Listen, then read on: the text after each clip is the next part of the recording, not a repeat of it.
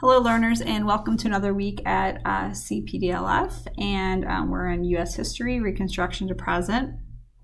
And I want to thank everyone that has been have been submitting their work on time. I know sometimes you're thinking, oh, that's a lot of assignments for the week, but if you take your time and you do them, I told you last week it was like an assignment a day. This week's assignments, you have 4 of them. So we'll get back into that later. You're going to do a review, a test, and then you're going to start the next unit. But before we do that, I want to show you guys a website. Okay, so this is called CNN 10. It used to be CNN Student News.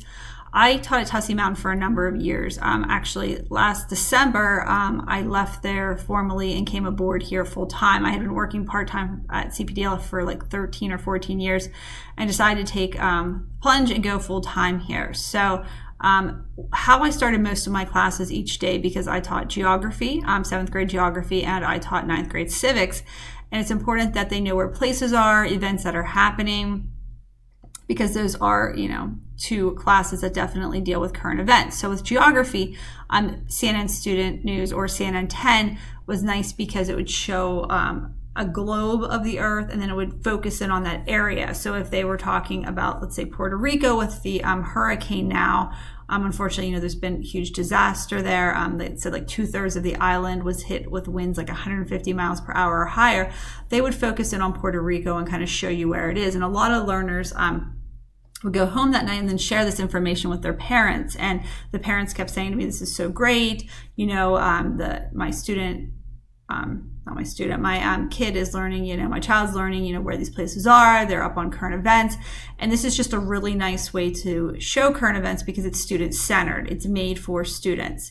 And a lot of times it says it's 10 minutes. A lot of times it's like 6 minutes of real news, and then they'll throw a story or 2 in at the end that are just kind of random stories. Okay, so like I said, my students loved it. This was a way for me to take attendance, pass by papers, answer questions from people who were absent the day before.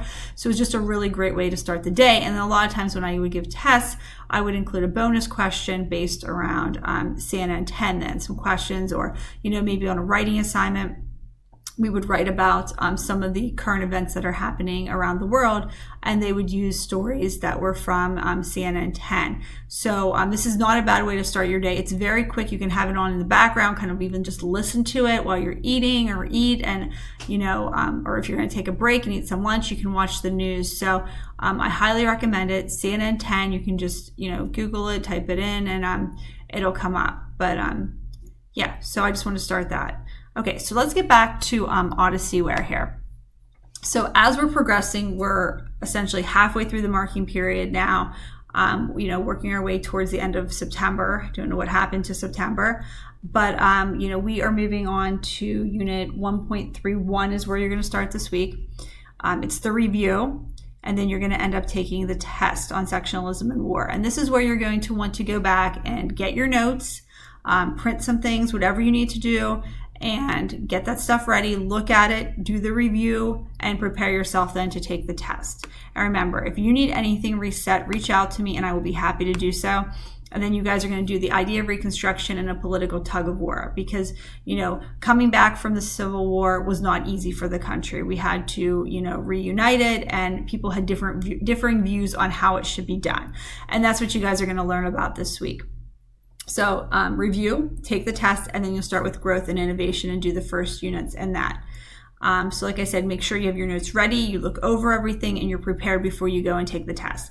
And like I said, if you need me to reset anything, please reach out to me. But it's very, very important that you're staying on pace and even answering the questions for this video. Some learners simply are not completing their weekly launches. Okay, so all of that stuff is what makes up your attendance. You need to be going and checking your email, going into ConnectU and answering your daily question, going into each class, completing work, going into each Google Classroom for all of your classes, and looking at your launches for each class for the week. You don't have to do them all on Monday, but they need to be done. Okay, and remember, all of this stuff is adding up to your attendance. We're looking to make sure you're completing everything. The magical number for percentage complete next week is 12%. Since this is a full year course, 24% for half year courses. Okay, So like I said, if you have any questions, reach out to me. And if not, you guys just have a super week. Okay, thanks. Bye.